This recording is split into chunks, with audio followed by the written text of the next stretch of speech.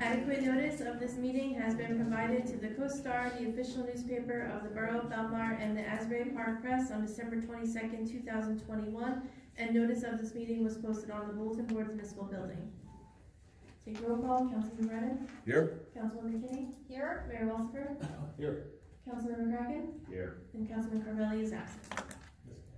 Thank you, April. If everybody could join me in saluting the flag of our great nation.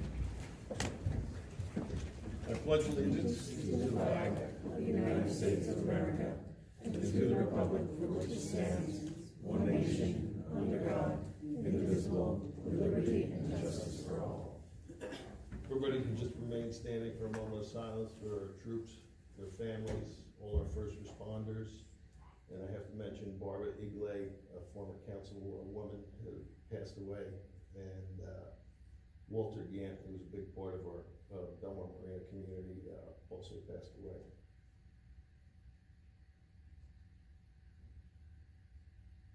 Thank you.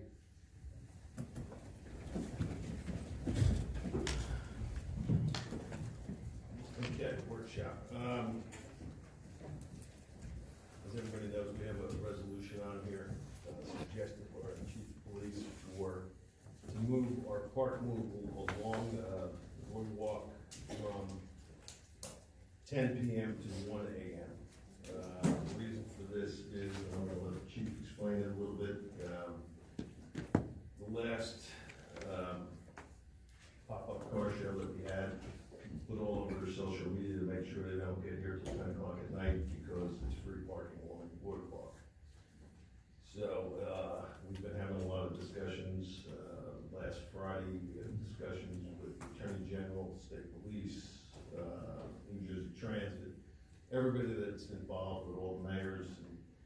I had to combat some of these things, and the biggest thing that came out of it, the Attorney General said you can't block roads, you have to allow people to come into your town, you can't discriminate, but the thing is to put in place everything that you need to combat and try to stop some of these things going on. So, since they put it all over their social media, and I'm sure they're listening to us tonight, but we're going to we'll move the paid parking until 1 in the morning.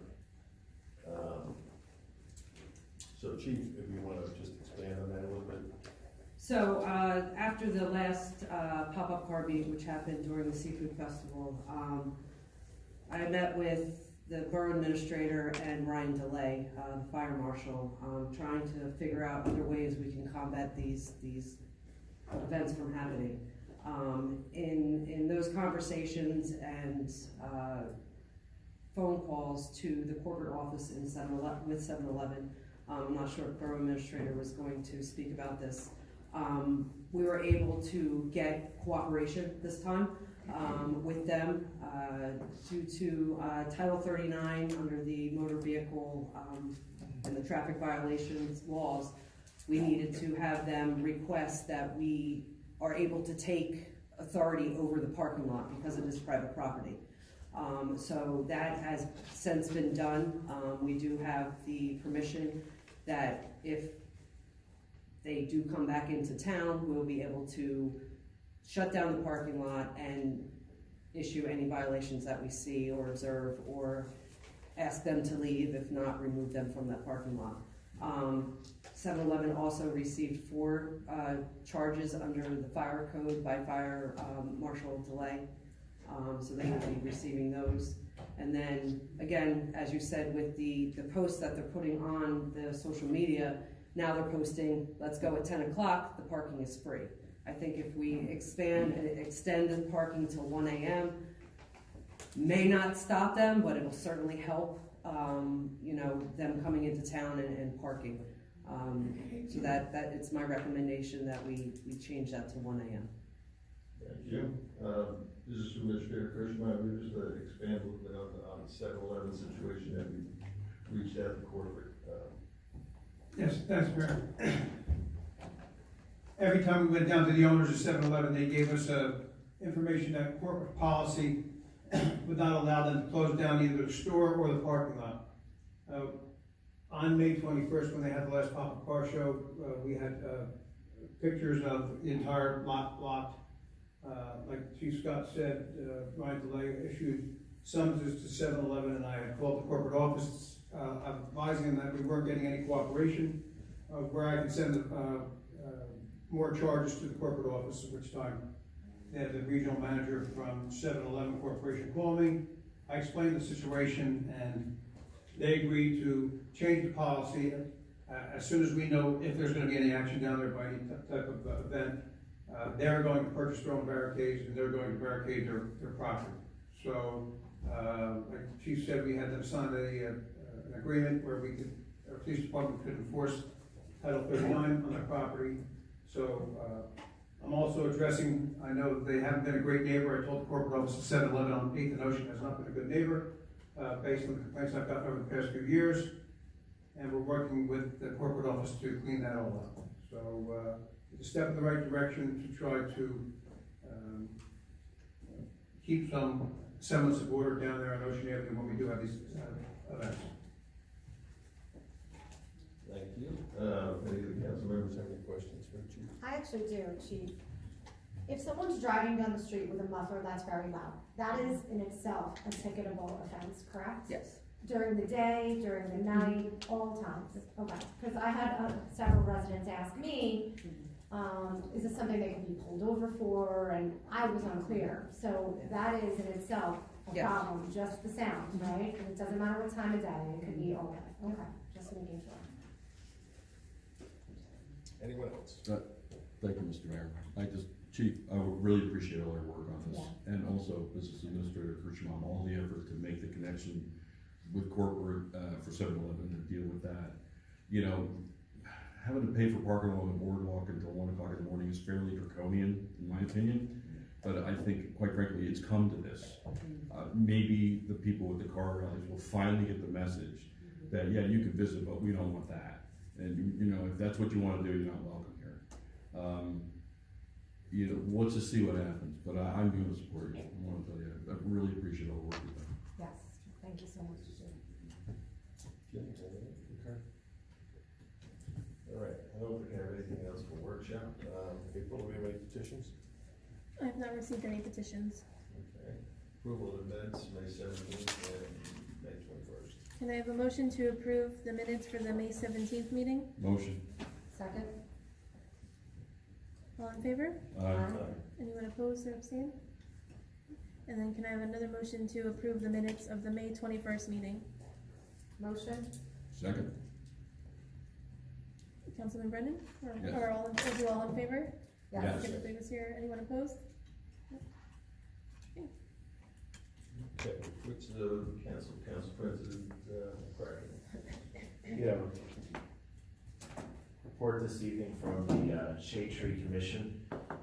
Yesterday, they completed planting the trees for the beautiful Belmar program. In total, just under 30 trees were planted, some in the backyards and many in the planting strip. The Shade Tree Commission worked with Fern Brook Nursery, Bordentown, to offer the trees delivered and planted and guaranteed for $325. So thank you, volunteers of the Shade Tree Commission who participated in that program, and thank you to all the residents who participated in that program as well. It's greatly appreciated. Thank you. Councilman Brennan. Thank you, Mr. Mayor. This is the first meeting since the Seafood Festival, and I just really want to congratulate the Belmar Police Department and the DPW for the great job they did with the Seafood Festival. I thought it was a really, really well done event, very well run. It was hot, but it was also really, really successful, and I think I was really happy to see it back. There's an Environmental Commission meeting tomorrow night.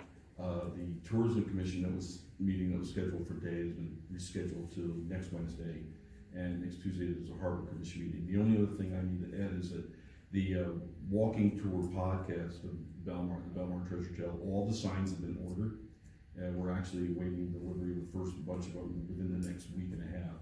And I'm looking forward to seeing all that stuff be installed so we can really launch the Belmar Treasure Trail. That's it. Thank you. Thank you. Councilwoman King.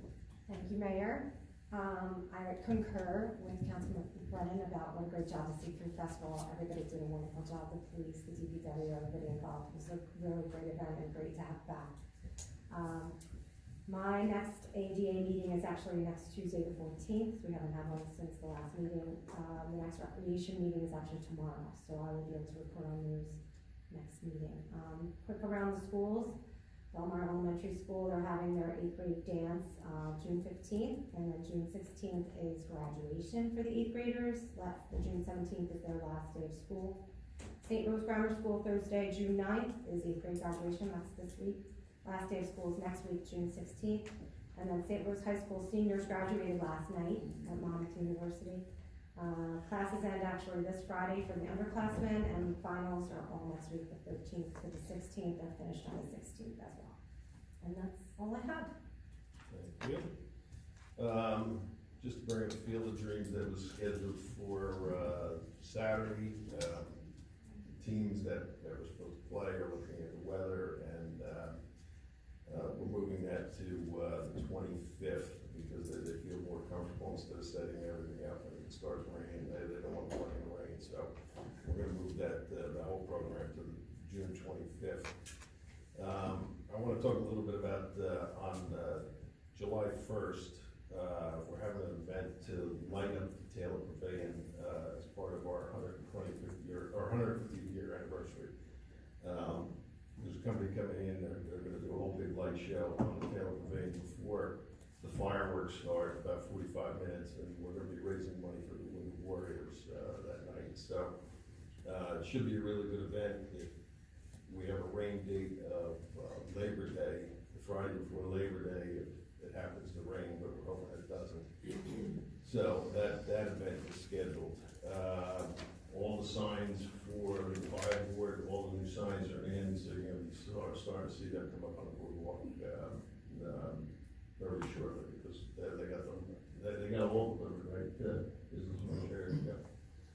So hopefully within a week or so, they'll all be on the boardwalk.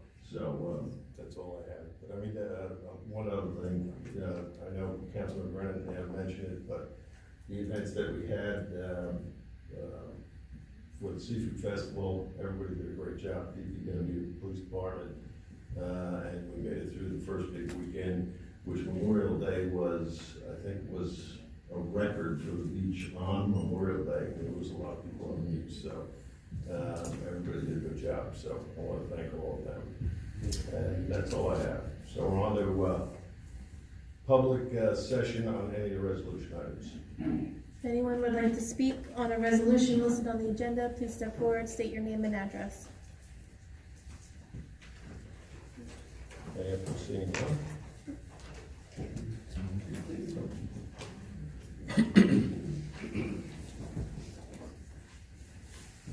Hi, Maria Ronzanaro, 1246 Pine Tree Way. I'm concerned about the resolution about the paid parking until 1 a.m. I was disappointed that the paid parking went up last year to 10 p.m. That made that nightly summer walk that I cherish with my husband and my daughter, and going and getting ice cream, and now we were paying for that. As residents, we used to be able to do that after dinner without being charged. That is really disappointing. And I know that there's a lot of locals who aren't able to walk right down to the boardwalk. And I think we need to be really taking them into consideration as well. I thank you so much, Chief Scott. You've got a very difficult job. I love the idea that the motor vehicles said that they can you can now take authority of the parking lot at 7-Eleven. That's fantastic news. I think that giving the charges for the fire code for 7-Eleven, also fantastic news.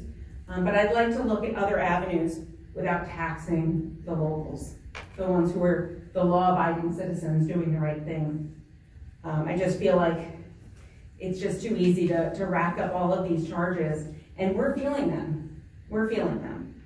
And so I'm wondering if we can have more signage. Maybe that signage about this is the cost of your violation, this is a violation, you will be charged. and maybe a social media campaign as well, coming directly from Belmar, and see how that goes with other initiatives that maybe the residents are coming up with before we go ahead and have our paid parking to our boardwalk till 1 a.m. That seems unnecessary at this point. I have a comment about that. Chief, you can still park for free on the other side of the street, correct? And all the street parking is for free, correct? Okay, just clarifying. Yes, John? On the parking, yes, we can park. I'm sorry, sir. John Wall, Thank you. 1101 B Street. Yeah, we can park across the street. Some people can't, and in the summertime, there is no parking across the street. There's no parking anywhere. So who gets beat up? Us. My wife has a problem with, she needs oxygen. She has to drive down there. We don't have handicap plates. We live here. You're throwing the baby out with the bathwater. You know what? Because a couple of, well, not a couple of jackasses, but because these people come into town, like you were just saying about the mufflers, there's more than one way to skin a cat. Make these people uncomfortable. I don't care if people come into this town, but they're not bringing anything into this town. They're not spending money. They're just causing trouble. Right? Let's attack what's going to, the people that are doing it, not the people that are paying the taxes for it. We're taking the brunt because of some jackass. And this too shall pass. Because if we do what we should do, and that's because I've said it, and people go, you can't do it. I said the same thing about the mufflers. I would have the guy stand, I was a police officer before I became a fireman. I would have guys stand at the corners, any stop sign. They go through, grab it. Anything with their light out, give them a ticket. Remember the song The Taxman by the Beatles? If you take a walk, we'll tax your feet. Same thing. All right? If it gets too hot, if it gets too cold, we'll tax the heat. But let's attack the problem, not make a problem for us. Well, you just said, oh yeah, well, you can park across the street. That's all fine and good on Tuesday to Thursday. But the rest of the week, when people have off, there is no parking. And that's all I got to say about that. Thank you.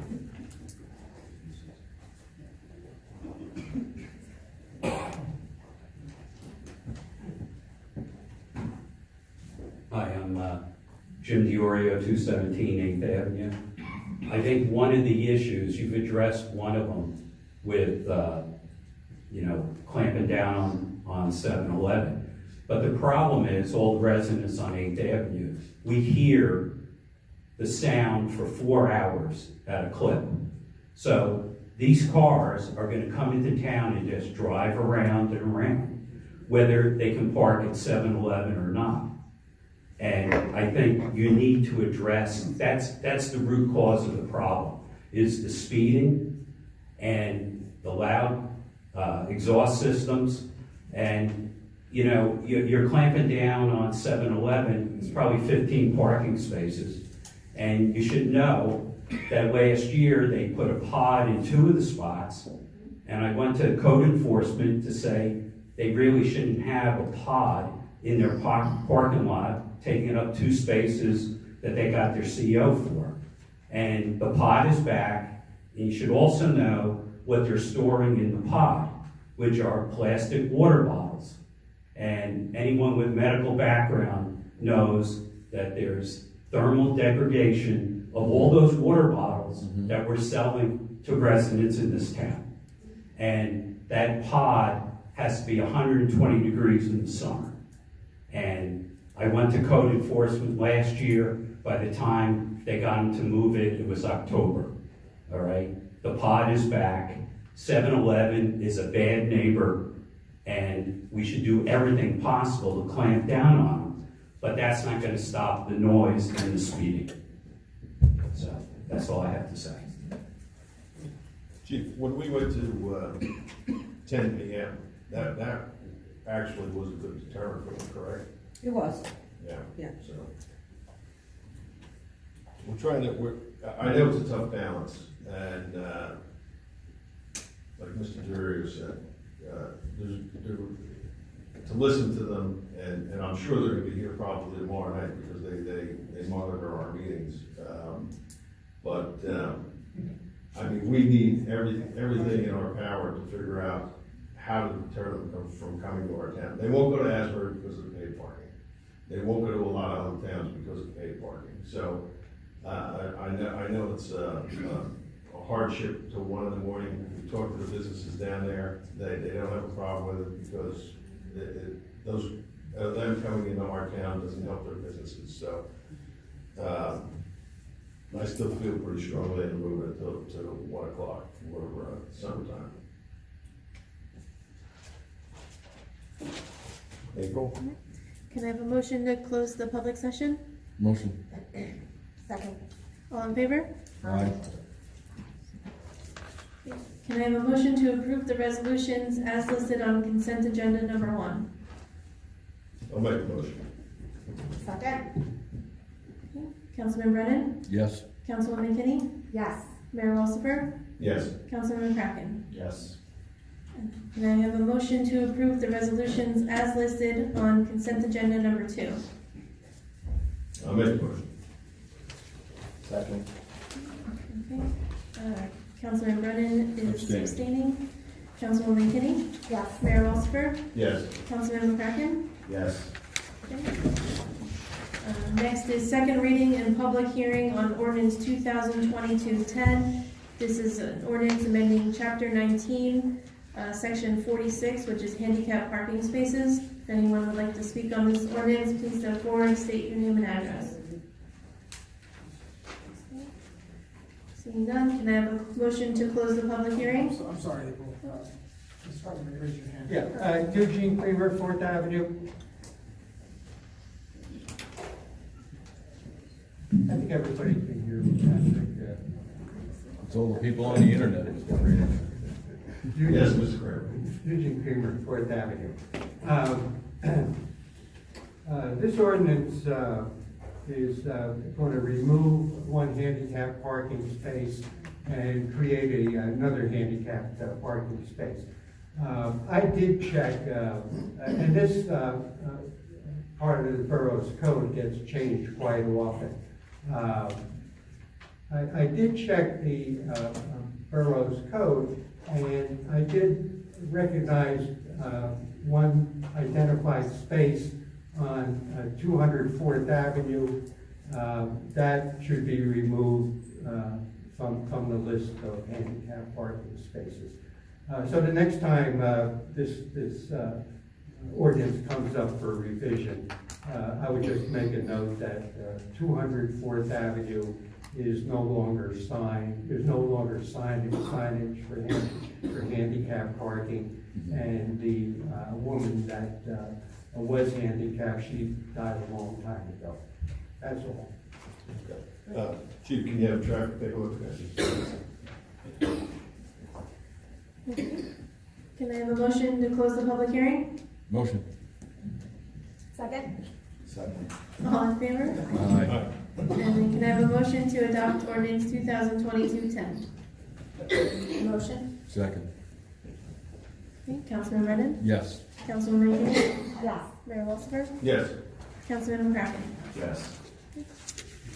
Okay, on the public session. Yes, Lee.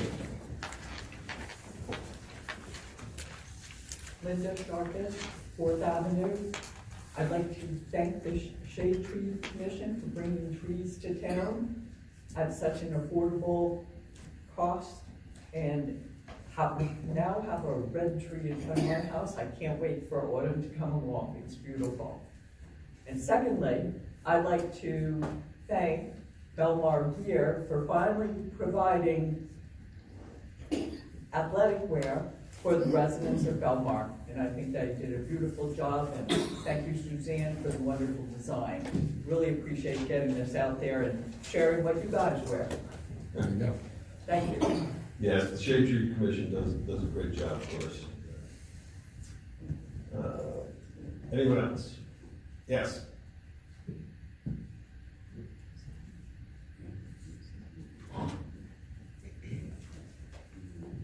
Ellen Zabian, 217 9th Avenue. So I wanted to ask a couple of questions on the skate park and the status of the skate park. But, Councilwoman Kenny, you mentioned the Parks Commission meeting, perhaps earlier today? Recreation? Recreation? So does that oversee parks as well? The skate park is separate right now from recreation. Just the skate park, not the other swing sets and other 6 other parks? As far as I know, the skate park situation is being dealt separately than recreation. So we didn't see it listed as a commission and recreation commission, and we didn't see it listed in the calendar that you were having a meeting. Barry Trogu is the head of recreation, and he's the one who posts the meetings. Okay, so can you maybe? They don't deal with skate park. Recreation does not deal with skate park. Right, but just the meeting itself isn't posted, so there's no notice. And can you tell me what members are in that commission? Because we don't see that listed either. Yeah, there's about 5 of us that are there, and honestly, I really only know their first names. I don't know their last names, but if you're welcome to come to the meeting if you would like to tomorrow night. It's here in Borough Hall at 6:15. At what time? 6:15. 6:15. And then, But we won't be addressing anything really regarding the skate park, just so you're. yeah, but we can learn what's going on. Because according to section 15-2.3, it's the park system overall that we're asking about. I'm going to read a couple of things that I highlighted from this section, to encourage a balanced system, meaning age and interest group in your park system, to give the opportunity for individuals and community groups to present ideas, as well as management of the parks. There's also supposed to be a meeting on or before December 1st each year to prepare and present to the council proposals and recommendations on projects, as well as budgeting, funding, new and replacement for park equipment. So I'm hoping that that can be posted as well. The skate park group submitted a petition, so we were wondering, where is that petition and how is that going? I'm not aware of where we are with the petition. Well, I mean, we're working on it, and we're reaching out to different companies to give us what they're proposing. We're reaching out to them, telling them what the size is. There's a lot of companies that want to dig in the ground and do some forming in the ground. That can't happen where we're at. So they're going to come with proposals to us, and at that time, Parks and Recreation, once we have about 4 or 5 different plans, they will be involved on picking out plans, so then we can go out to bid. So if a plan comes into us and Parks and Recreation thinks it'll work, we'll think, the mayor and council will think it'll work, then we'll put bid specs together and go out for bid on this is what we want coming to the park. So we're waiting for these companies to come before us and show us exactly what they have, what they're gonna propose to build. Actually, our petition was about creating a budget line, for. Well, that's nice, but, you know, it's Belmar taxpayers that have to foot the bill, so it'll come before the mayor and council and our financial team to take a look at, to see what we can afford. Okay. All these committees, even Parks and Recreation, are advisory committees to the mayor and council. But I'm more focused on the process of filing a petition and what happens to that petition, how long. We take it into consideration. Okay, and I did some research. I'm an attorney and I'm a professor of law. I looked up any lawsuits since 1885 against the town of Belmar involving a skate park incident and found 0. And I asked my students to also look it up because they're better researchers than me, and they also found 0. So I'd like to either put that issue to rest, or perhaps the council can provide me with what lawsuit they referred to that potentially happened. There is none that I can find. And I have access to incredible software. All goes to our insurance company. Insurance company handles everything. So So it wouldn't be a again, lawsuit again- against Belmar. It'd be- Again, is there a lawsuit that you know that was filed against the skate Patrick, park? we can't talk about Yes any or lawsuits. no? Well, we can't necessarily start talking about lawsuits, but as a lawyer and as a professional law, you're certainly aware that just because a case could have been filed, there are pretty complete settlements. So you can threaten, and under New Jersey, are you familiar with Title 59 and the requirements to file a torts claim notice? And then the subsequent investigation what occurs thereafter? So I'm not here to tit for tat for you Well, because, no, because I'm just- I know that you're an excellent attorney and I give you kudos for what you're doing. And to be honest with you, I am a very well-known, respected attorney. I'm well aware. Okay, You've done an so- excellent career. Yeah, I'm and not I- trying to shoot that down. That's not the point of my I have fought for comments. gender equity and rights across the world. But what I'm asking is, as a resident, I would want to know, has there been a lawsuit filed, adjudicated, and heard? I can't find one. So it's a resident asking a question about her town. I would truthfully have to, this is working.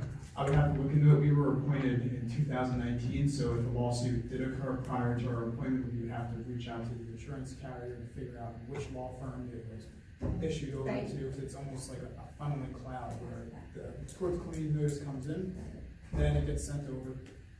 I'm sorry. It's not on, No, but I'm I sorry. understand what you're saying, there's a process. Can you get back to us on the next council meeting on whether, can you address that to the JIF and find out? I can certainly try my absolute best to get back to you in 2 weeks, but the JIF manages hundreds of municipalities, and if they'll look into it, but 2 weeks might not be.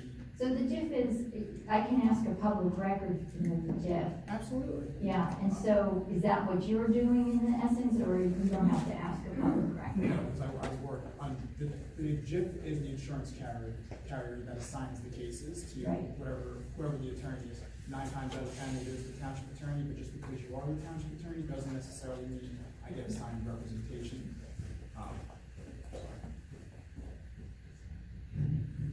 Does this sound a little better? Yes. So just because you're a township attorney doesn't necessarily mean you're gonna get assigned representation. So 2 weeks in a perfect world, the answer would be yes, I can get an answer, but in an imperfect world where. it's- Okay, well, we're not going anywhere. Yeah. So I I've am, been here sorry. 4 generations, I'll stay a little longer. And then lastly, I know that each basketball league, the town charges them $800 to play at the park.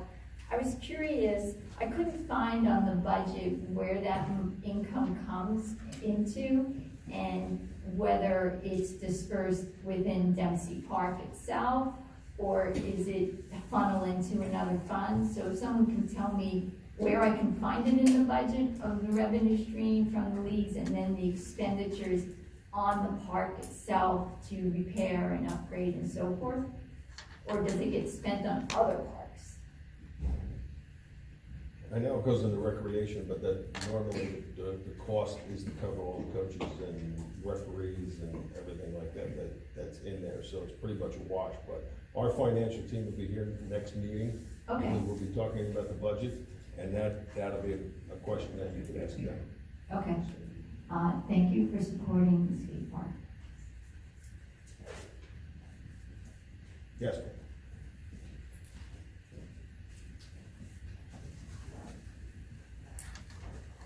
Claire Hayner, 18th B, 3 things. First, thank you very much for straightening out community policing as far as everyone calling into headquarters so we can have accurate recording of all the calls and not just residents saying this happened, that happened, whether it happened or not. So thank you very much for that. Second is thank you to everyone involved for the speeding. You're doing this speed on 18th Avenue. That sign went up. We saw the brake lights happening. and everybody slow down. You can see your speed 2.5 blocks back. Mayor, can I just make a comment? I know that there have been some concerns about speeding in town. I was made aware of all of them. We're in the process, actually they are ordered, and we're just waiting for them to be delivered. We have 2 more speed sites coming. We also have the mobile one that we're moving around town, and the traffic officers are in charge of that. So they have a schedule to where it's going from street to street, because apparently they're speeding on every street in every asset of this town. So we are moving that around. And then we also have an additional sign. I believe it's on North Boulevard right now, which is going to be incorporated into the rotation of all these signs that we do have. And I also am working it into the budget so that next year we can buy 2 more signs and you know, continue to do that. I also have spoke to the sergeants and OCs of the shifts and to beef up. They are out there running radar. Just to give you some numbers, we had 1,600 calls for the month of May. 122 motor vehicle stops were made for moving violations such as speeding, careless, reckless, not just parking tickets. Out of those 122 stops that were made, 83 summonses were issued. Just so you guys know, I did write it down on my pad, but I remember what I wrote. So the officers are out there. They are enforcing it. On a normal shift, an average full-time officers, there's 3 to 5. Right now, some of the squads are working with the minimum of 3. They're running call to call. So they are out there, you know, enforcing the speeding and doing stationary radar. Excellent, excellent. One other thing that one of the neighbors had asked me to mention is a possibility on the corner of 19th and B to put up a no right-hand turn sign, like the one on 17th. For some reason, they don't recognize the one way coming this way. They still want to turn. So we're still getting a lot down that way. And if we have signs around, so be it. I don't want to spend more money, but if they're there, a no right. I'll look into it. Okay. And I'm keeping my fingers crossed that 18th Avenue slows down with the pop-ups done, because they are loud coming down there. So thank you very much. Appreciate it all.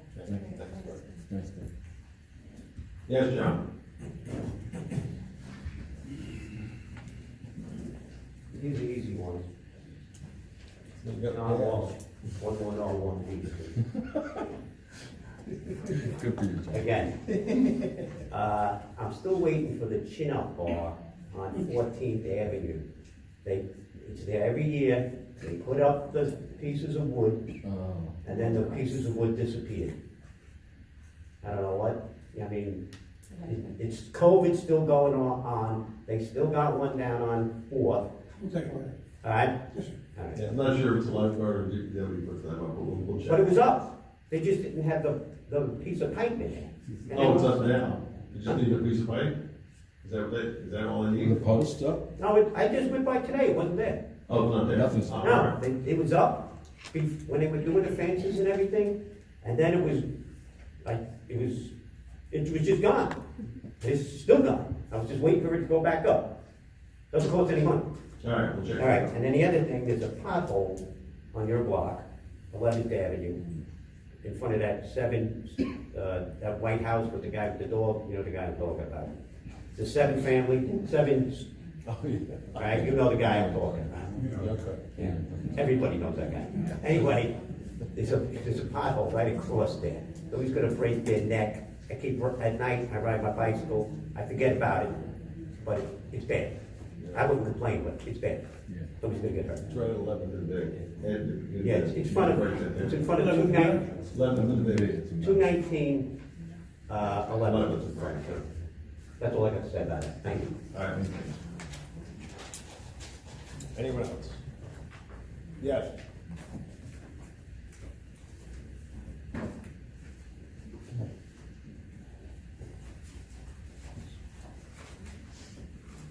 I'm Nancy DiLorenzo, 206 17th Avenue. So regarding the speeding sign, the speeding machines, how are you determining what streets? Because I know there's speeding all over, because I drive around town and I see all the streets, but like, some streets are busier than others, like 17th has the Parkway sign there, so I think they're all looking at people. And I'm saying, are you gonna, like, is it to be equal as far as? Yeah, they're gonna be moved around, so the signs that we have, they all have to be charged at some point, so they're good for about 5 days.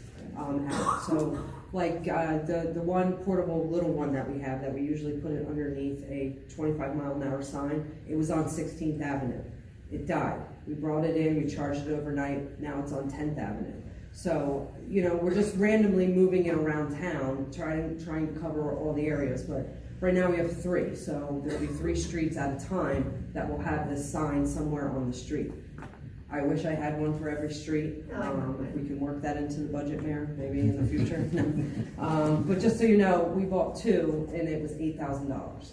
So, you know, buying 1 or 2 per year and trying to get them around town is the goal. Because I think they work, and they do. I slow down when I drive down. I hit one on New Bedford every morning, and I'm not saying that I speed every morning, but it flashes when I'm going to the street, and I'm in a police car slowing down. So they do work, and I think they deter you know, people from speeding. So, but we're trying to cover the entire town with just 3 or 4 signs. So we're just trying to put them where we think that they'll be the most effective. The chief, they also record speed in the compound cars? The one portable one does. So I'm able to, the officers that, we can pull the information off of it, like it was on 16th Avenue. So I get a report from the traffic officers. Here's, you know, the average speed was so-and-so. This amount of cars went down the street, you know, highest speed was this, lowest speed was that, average is this. So we can definitely pull, you know, stats off as well. I mean, maybe you could schedule 17th Avenue, because I know that, you know, when they're leaving the beach or leaving the bars, they go up It's the 17th. town, it's the road out of town. So maybe 17 can be scheduled. The other thing is regarding to the noise ordinance, like I've called several times on my particular home, so is the law actually for a noise ordinance, they shouldn't be getting a warning, they should actually be getting a ticket, or do they give leeway on? Well, I mean, officers have discretion. If we get a call to say, you know, it's 2 people talking on a porch, they may not write that. They may just tell them to go inside. So we do have the no tolerance in town, but sometimes it's, like I said, 2 people sitting on a porch may not be noise. And if it's not heard off the property line, it's not considered a violation. Okay. Well, I've given the address to my police, so my zone chief, because it's. What is the address though? It's 205. 205? Yeah. Okay. So, okay, thank you. Yes. It's been a while since I've been here. Sharon Mahoney, 800 Main Street. So I've got a few things, listing them out on my phone, sorry if I'm not, you know, ignoring you.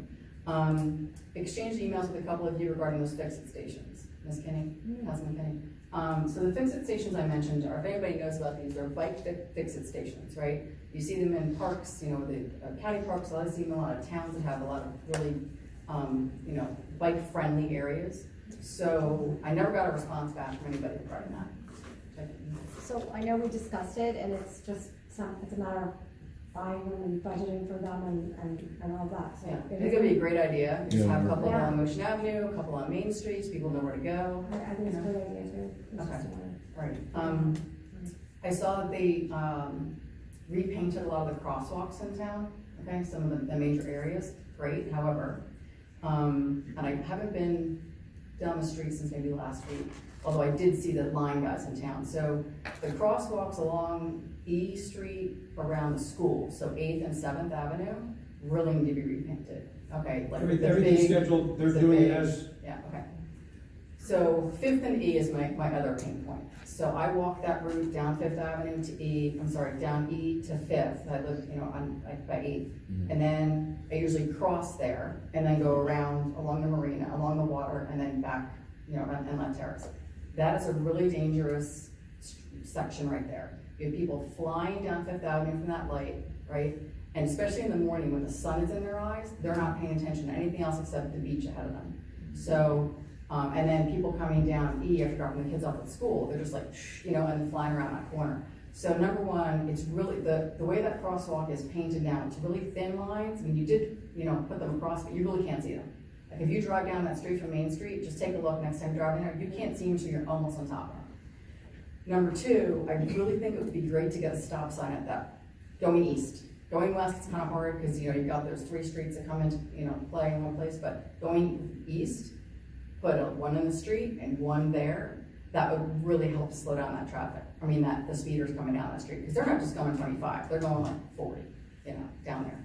So that's a suggestion for your list. Are you ticketing for the 2-hour parking on Main Street, Chief Scott?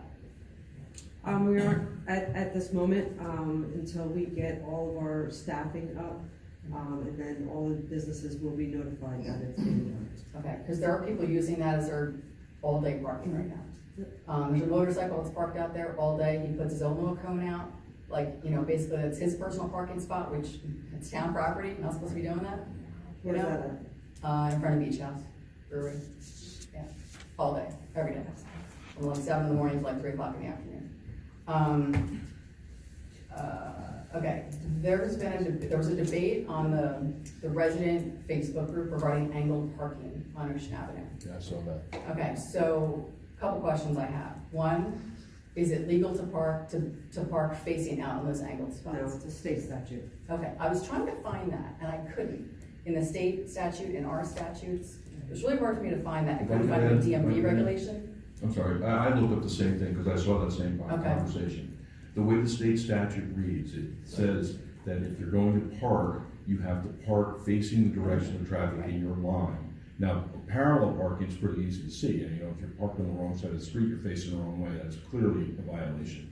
But with diagonal parking, if the diagonal is angled, I guess to your right, the idea is if the way we have it on Ocean Avenue, you're pulling in, technically you're facing the direction of traffic of the lane you're pulling in from. The one person pointed out that in Hoboken, they have back-in diagonal parking. But when you look at the diagram, their diagonal parking is the opposite of what we have on Ocean Avenue. So when they back in, they're still facing the direction that that the lane of traffic is going in. And that's how I read the statute. It doesn't specifically address diagonal parking, but I think the understanding is you got to be facing the direction of the traffic. Right, yeah, it makes sense, right? It makes common sense. Yeah. So one person mentioned that, a couple people said that there's no signage stating that it's supposed to be head-on parking. And I even looked in the DMV manual, like when you get your license, it doesn't even really state it in there either, and it should probably show. So I don't know if there's any signage that can be added, whether it's in the, you know, when you go to pay your parking down there, right, pay for parking down there, and it says it, by the way, head-on parking, you're like, that's an easy fix, that's software. Right. That was one really good suggestion, something on Park Mobile that says when you're parking the diagonal Right, parking, you you must have be to headed. park. Yeah, that's an easy fix. Okay. Then regarding the noise that the car rallies coming into town. So consider a cruising ordinance. Because a lot of these cars, if they're not gonna, let's say you're gonna increase the time when they have to, when the paid parking is. Some of those 2 hours and $2 an hour is not a deterrent for some of these guys. You know, they really don't care. But if there's an ordinance that says, hey, you cannot cruise, the term cruise in Belmar, where you're cruising around with your music blaring and your muffler blaring, whatever, you know. Constitution of the United States, people have the right to be where they want to be. You want somebody to tell you can't walk on the street? No, but there are some towns that prohibit the cruising, where you're just cruising through town, you know, with the loud noise and the mufflers. What you have to address is you have to address the violation. You can't just blanket everybody. You have to pick the violation. That's what the police officers do. If there's a loud muffler, they write it. If they roll through a stop sign, they write it. If they're speeding, they write it. But they have to be there to see it happening. Of course they have to Yeah. be there to see it happen. Right. So that's where you can't profile. No, it's not profiling. It's not profile, okay. And then, I emailed you and Ed, we never really followed up, but the website, I know that, John, you manage the website? Okay, so, I know there's an intern on staff, I believe, for the summer. There are some pages on there that are very hard to read. You know, I mean, I need to get a microphone, magnifying glass or zoom up, which is really hard to do. So I would suggest having that person go through all your pages to look and make sure they're ADA compliant, 508 compliance, right? Because even if you then, because you have different formats of like the tablet, the phone, the whatever, make sure that they're all, you know, readable across the point. That's all I have. All right, thank you. Yes, Mr. Dilberger. Tom Dilberger, 1000 River Road. You just said profile. Well, with profiling, if we stop the guy for broken taillight or whatever, right, that's profiling. We're stopping him for a specific thing. We're profiling the guy, or the loud muffler, or whatever. But I understand the problem. I live in town and everything. But the good thing about me is that through a whole lifetime of losing my hearing, I don't hear as much as most other people. But the thing is, just let me caution everybody. This summer, this is a different time we live in. A very different time from when I was a young man 50 years ago. A very different time. Be careful about this stuff. Don't come down too hard, because the Lord knows what can come of it. You just never know anymore. It could be just a loud muffler, and all of a sudden you got an explosion on your hand. This is now. Be careful with what we do. Let me just say this, I might as well up, about the skate park. Make a decision, for crying out loud. That's the one thing the boys like in this town. I mean, make a decision. If you're gonna get rid of it, tear it down, make them a little more parking spaces. What the heck? Or, as far as, just take, if you're gonna, you know, let it go and have it work, don't worry about bids or anything. Just open it up. And as I keep saying, people get hurt all the time. I'll bet you a few people died today. Right? Come on, let's just do something, right or wrong. Just take yourself by the butt and jump into the abyss. Do something, even if it's wrong. What the heck? My Lord. Yes.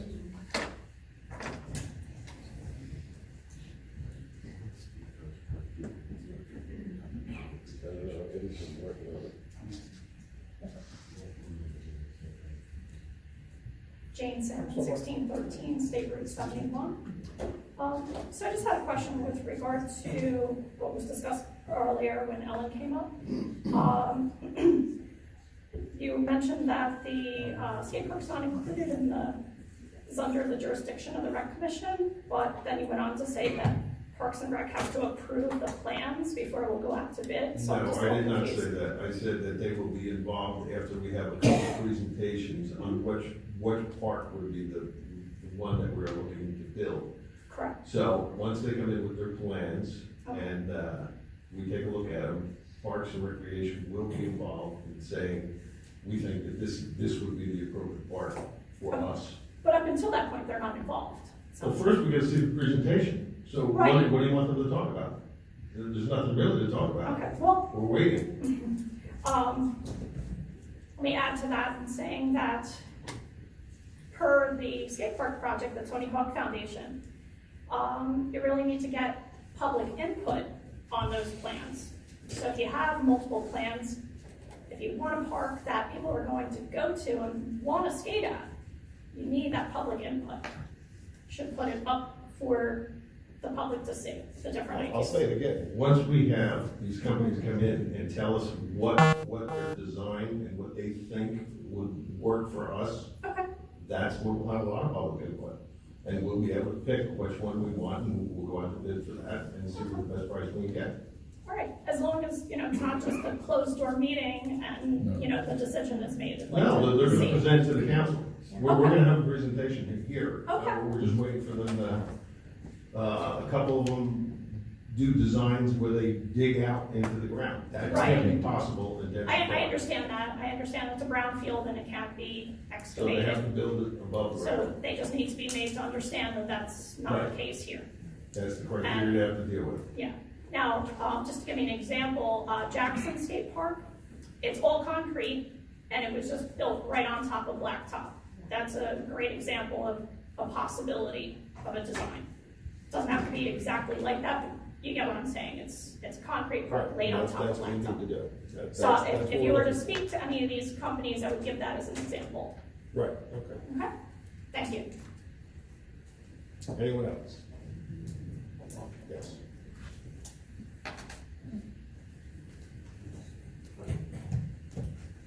Forgot one more thing, Sharon Mahoney, 800 Main Street.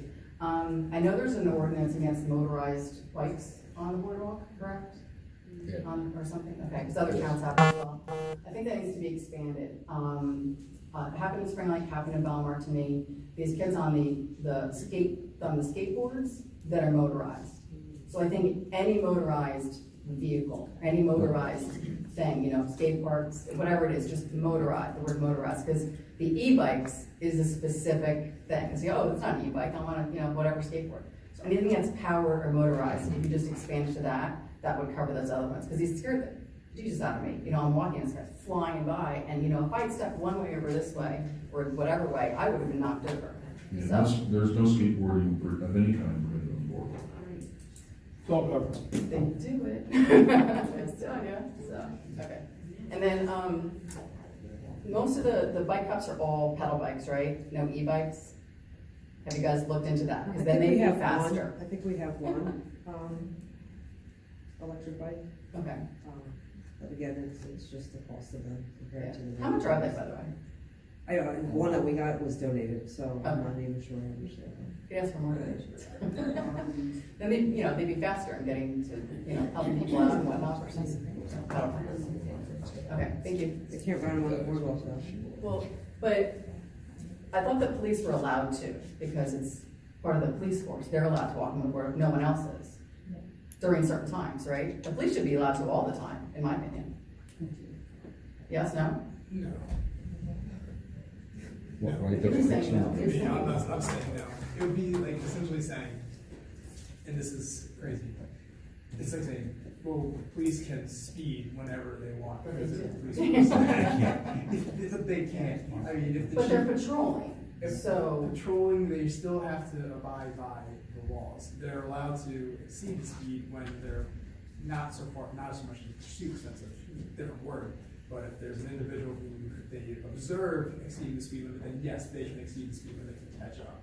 But if the chief found out that one of her officers was going 65 and a 25 every day, I'm sure she would have a lovely internal affairs investigation into him, which we would not want to trigger. So if she finds out her officers are violating the ordinance, it's a uniform approach. If there was a unique situation where they were responding, then yes, the police would be permitted to do whatever they need to. Okay, thank you. Yes, Jerry.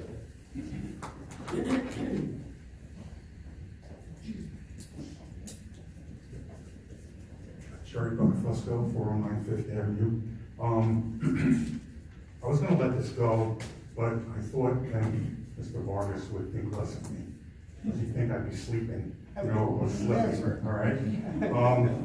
The special meeting that occurred on May 21st, the notice in the paper was the day before in the Asbury Park Press, right, which was 24-hour notice, when the Open Public Meetings Act says it should be 48 hours.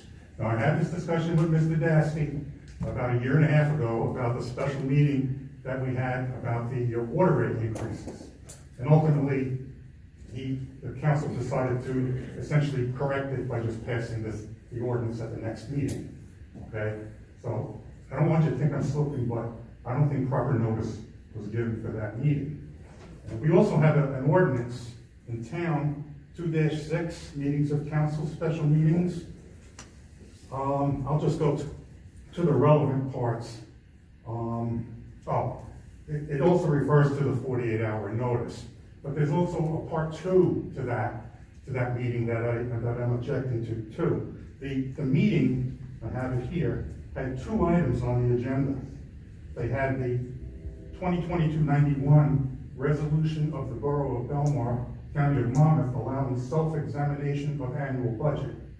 And then 2022-92, which was the resolution introducing 2022 local municipal budget. Well, it's pretty clear that the town ordinance says, I quote, "No business shall be transacted at any special meeting other than that specified in the request." So what was advertised for that special meeting was, it said, introduction of the budget, and then it went on with this language, and any other thing that may come up, which is not the way the ordinances read.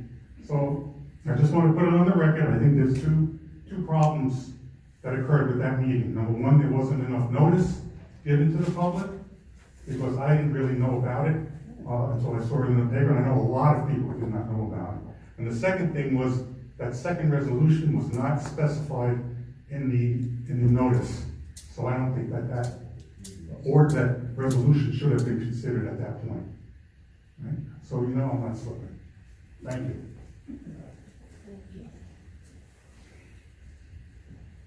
Yes, yes, in back.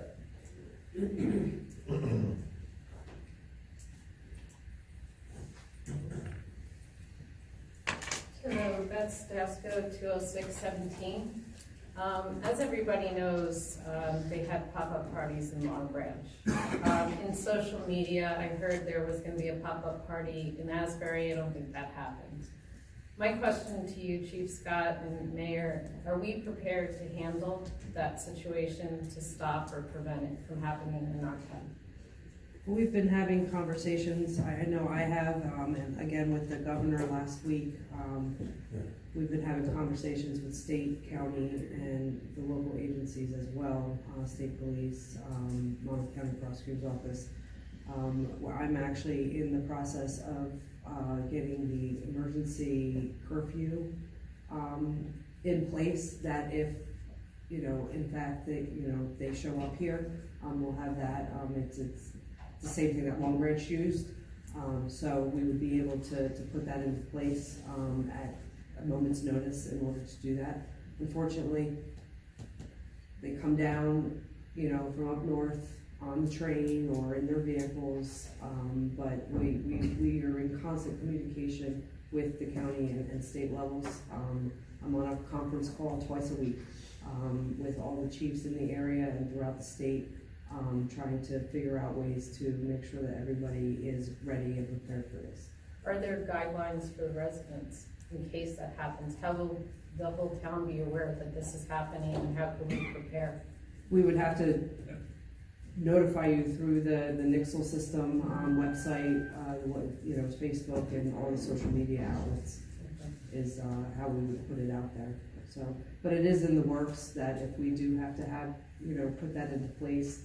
Unfortunately, it's not something we can use for, since it's a hot topic tonight, the pop-up car meets, because even though they're loud and obnoxious and, an inconvenience for everybody, they're not causing any violence or anything like that when they're here. You get what I'm saying? They're not causing a riot. Yes, they're gathering, but they have the right to do that. So this emergency curfew will be something that if, something like Long Branch happened here, we would be able to just go straight to that, get the information out via social media, the Nixle system and everything like that, and word of mouth. I mean, we would be, obviously have to shut down businesses and stuff on Ocean Avenue, as well as, in town. So we are preparing ourselves if something like that does happen. Do you anticipate that happening? I know you don't have a magic ball, yeah, but right now I know of 4 that are supposedly happening on June 18th. One in Long Branch, one in Asbury, one in Point Pleasant, one in Seaside. The one that was for Asbury last week, or I think it was last weekend, Nothing ever came of it, but everybody was monitoring, state police were monitoring, the county was monitoring, all the local agencies were monitoring, everything, so. Thank you. Anyone else? Yes, John. Always want to do is John 5 and 6, 11th Ave. Just want to let everyone know that for your Nixle system, just to be safe in the neighborhood, you can do 888-777. Make sure you do that so you can be up ahead of all alerts. And you can also do our website, Get Alerts, right at the top, and you'll be able to get that and do what you need to do there. So please check out our website, and we appreciate everyone. Be safe. Thank you. Thanks, John. That's a public service message. All right. Yes, Joe.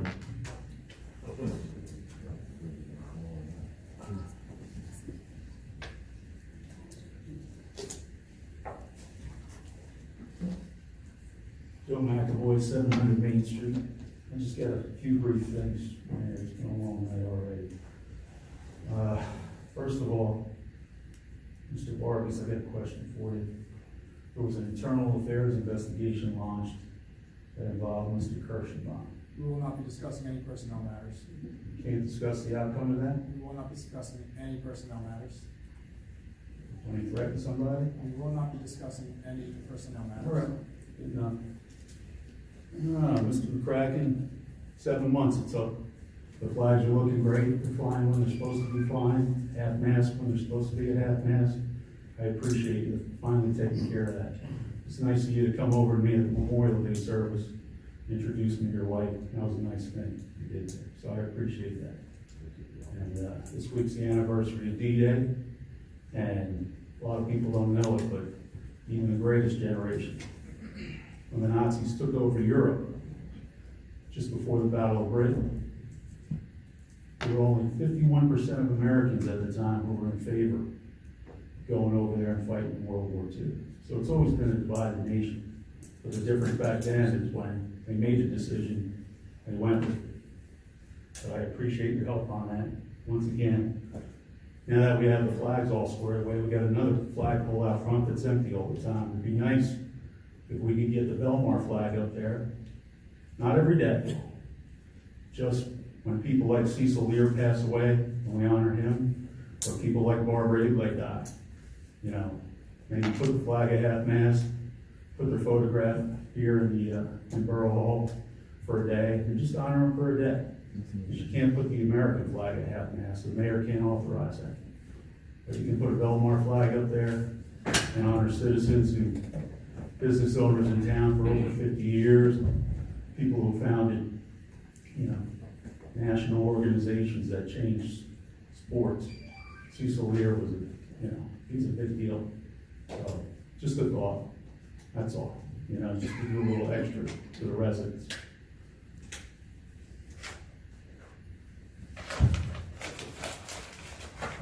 Mr. Brennan, we had a talk last month about the promotion of electric blowers. You know, and you invited the corporations into town, right, to promote things. Now listen, I mean, you want to think globally and act locally. These corporations, these multinational corporations, they already got websites, they got $1 million marketing campaigns. They got that all figured out. I mean, they refuse to come in, but for obvious reasons, we're small beans. But there's no reason to fight those guys in the town. They got, and then you said when that didn't work, you wanted the big box stores in here. You know, Walmart, the Waltons, the kids, they got 14 billionaires, all the kids. And they can't pay their employees a living wage, and they brag about all the money they donate to charities. And then you want to invite big box stores into town. Just let the economy and the fair trade economy just run its course. And electric things will come in. They'll come into play. Okay. I'll relay your concerns to the Environmental Commission. Okay, I appreciate that.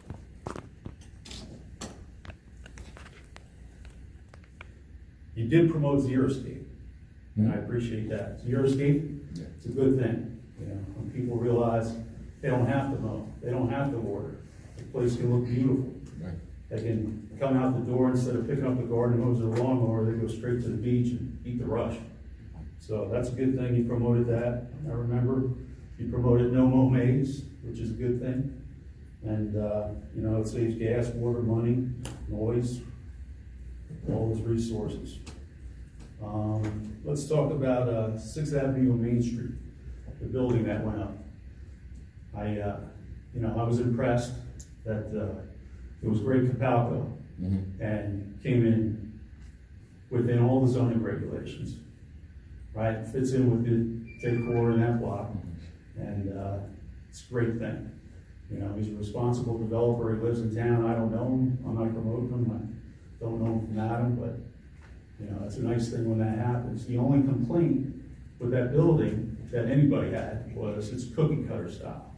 Everything's starting to look the same, no matter what town you're in. But for somebody like you, you can do something like promote a green roof, you know, an architect who has a green roof, just maybe a little garden up there just for the residents, some ornamental trees on the roof, that would get us on the map. People come down Main Street, wow, look at that, that's different.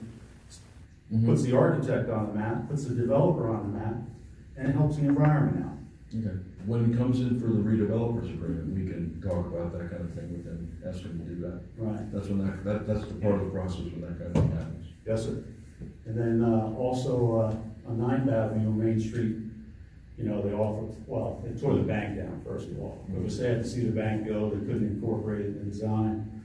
10 days after the bank was torn down, Spring Lake, you know, preserved theirs, put theirs on the preservation list. They saw what we did, and they were like, you know, let's do this now. You know, that's, the horses left the ball.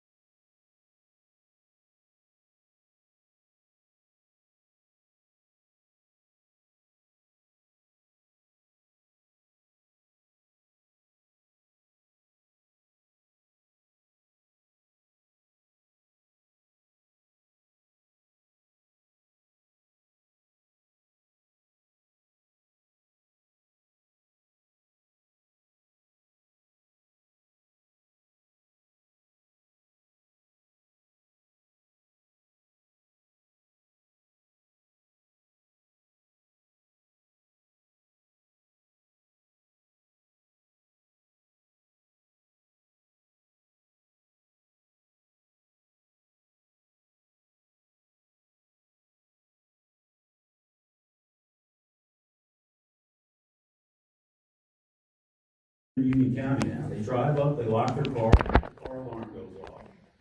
No matter what hours, they don't understand people.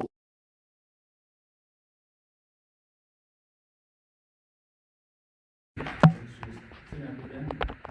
And I mean, maybe you could put that on an Excel device, Dr. Kenny, because every monitored vehicle, you can deprogram that. I know mine, I hit the key and the lights flash to tell me a lot. Right. You know, but I mean, 6 a.m., these poor people that live above Beckman's and down in that area, and then 11 p.m. when they're getting pizzas from the other place, it's constant now. And like the car rallies, you gotta nip it in the bud now, or it's just gonna get more and more out of hand.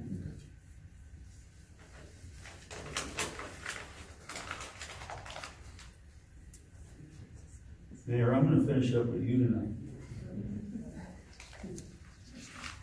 Mark Twain had a saying, he said, it's not the things we don't know that get us in trouble, it's the things we do know that just ain't so. So I want to clear something up. From 2 weeks ago, after I walked away from the podium, you had a comment about George. First of all, George is one of the greatest human beings you could ever meet. Absolutely. Everybody agrees on that. Okay? Now, when I first moved to town in 1994, George's family was the first people who befriended me. I actually dated his sister briefly, became good friends with his mom, and used to sit out and talk to her about local politics on the sidewalk all the time.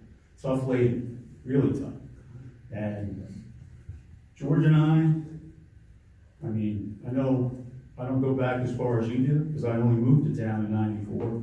He was first person I met, first place I went was the diner for breakfast. Where do you go? Oh, all the locals go there. And that was that. And George and I recovered a dead Mexican-American kid, 17 years old, on a nighttime water rescue. George held the line for us. And I think it was Johnny Marks spotted the kid in about 20 feet of water, and I went down and pulled him up. And George tried to resuscitate him. I can still see his face. But, you know, there's a saying also, you know, freedom has a special flavor. The protected will never know. And I kind of disagree with that. I think freedom has a special flavor for people who come from other countries, like George's mom, and live the American dream and appreciate it. And we were really close when she was alive. And, you know, you think I come in here and complain about the flags and look for it as an excuse, you know, to blow you up. And I don't. When that flag was at half-mast, because there was a half-mast alert in South Carolina, and I can understand Public Works made an honest mistake, right? I called George on the phone. So I had his number. I said, George, you know, the flag's not supposed to be at half-mast. Well, you know, the boss told me to put it at half-mast, so I gotta do that. I gotta leave it there, Joey. I understand. You know, when the flag was ready to rip to shreds, I called him. I said, George, you know, take the flag down. I got a storm flag that I can give you, that the veterans and some concerned citizens donated. Took up a collection, we donated. We want to give it to the town. I can give it to you now. I'll go out in the rain and I'll help you put it up.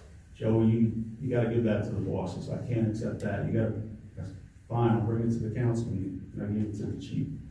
So, at the end of the meeting when you said, you know, let me tell you, George has been doing this for 3.5 years, or through 3 administrations, I apologize, he's been doing it a lot more than 3.5 years. And Mr. Kirschenbaum starts snickering and smiling, like, oh, here we go, we got him now. You know, to stand on the shoulders of George, or to try to use George versus I me. didn't say to get at you. I'm just saying that not I one know. of us up here puts the flags up or down. Not one of us sitting up here. So we depend on George. Yes. And I think We all do. I think he does a good job. He does more than a good job. Because George came to us and he said he felt responsible for what you were saying to us. And I had to reassure him that we have full confidence in him.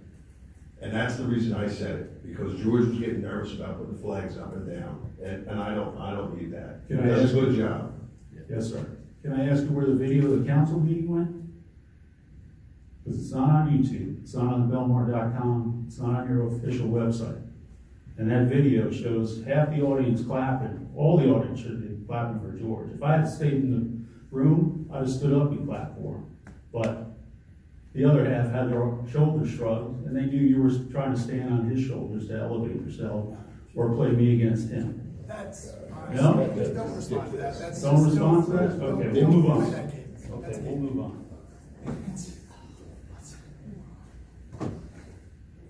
Yeah. It's a shame folks like George don't run for office. You know, there's this myth that you have to be this type A, you know, type A personality to run things and be a great leader. And that's a myth. It's a shame we can't get people like that to run for office and represent us and hire good people to do jobs in town.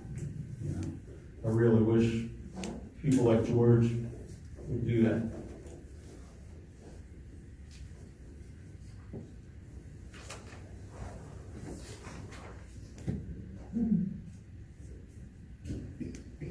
And that's all you had to comment on. I mean, there was a resident who compared Cuba, what's going on in Cuba, to what you did to me, where you threatened the local tavern owner and then try to silence my First Amendment rights here to speak at the council. She compared that to what her family went through in Cuba, but all you had to do was, you had one thing to say, and it was about the flag. You don't wanna comment on that either, I know, Don't respond we to that can't also. comment on that either. The mayor has a policy where he can limit conversations to up to 5 I minutes. know. He has never It's gonna be once called Joe enforced that. McAvoy. He's never once enforced I know. that. And I'm almost I done here, remind I you got 2 more lines, that he Mr. was Vargas, the you're the only one you were wasting who time. sees talking. Now you're just arguing with me. I'm not arguing. Proceed. This is the open session. The Proceed. mad moms and the angry housewives come up here and yell and scream, he doesn't interrupt them. He doesn't interrupt the Democrats when they're grandstanding, but I get interrupted by you. Anyhow, You get interrupted Can I by finish? me when you get interrupted. Hello? You get interrupted by me when you start launching accusations. Oh, accusations, I know exactly what happened. That's fine. You wanna sue me for libel, sue me, we'll get right to the bottom of it. I don't. It's not accusations. I don't come up here with accusations. I got all my ducks in a row, Mr. Vargas. Now, last month, Mayor, I asked you about, Mr. Sinelli. He's your, Director of Special Operations, correct? Correct. Okay. Mr. Sinelli handled all the events, and they were scaled down because of COVID. He said he was redirected to do other jobs in town. He's already the head of code enforcement, right? He draws a salary on that, correct? He draws one salary. Draws one salary. So he's the head of code enforcement. Then he's director of special operations. Then he's drawing EMS money separately, correct? No, he's not. No? It's all one salary. So where did he get redirected? He's already doing all these jobs. And according to a newspaper article, he was supposed to be handling your social media accounts. And we only saw a big rise in that, in the quality of the social media account in January when Dr. Kinney came in. He was doing a big job because he's director of emergency management. Right. And during COVID, that was his full job. Right. That was his full job. Okay. Outstanding. Good answer. I still, all these, if we had all former female teachers running the town, everybody would be complaining. We got all former male cops. And, it's like I said once before, we really should change the address of Borough Hall from 601 Main Street back to 601 F Street, because the taxpayers are really getting effed. If you look into it, you follow the money, you find that out. In fact, they should change the phone number here to 1-877 jobs for cops. It's got a ring to it. 1-877 jobs for cops. KOPS jobs for cops. Right? We'll see you in 2 weeks, Mayor. Dr. Kinney, I don't have time for you tonight. I'm tired. We'll address the things I told you we were going to address 2 weeks from now.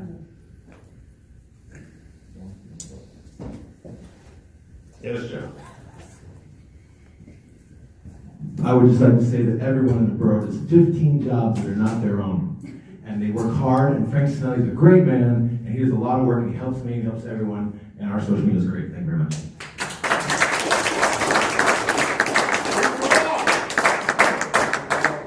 All right, anyone else? All right, April? Can I have a motion to close the public session and adjourn the meeting? Motion. All in favor? Aye.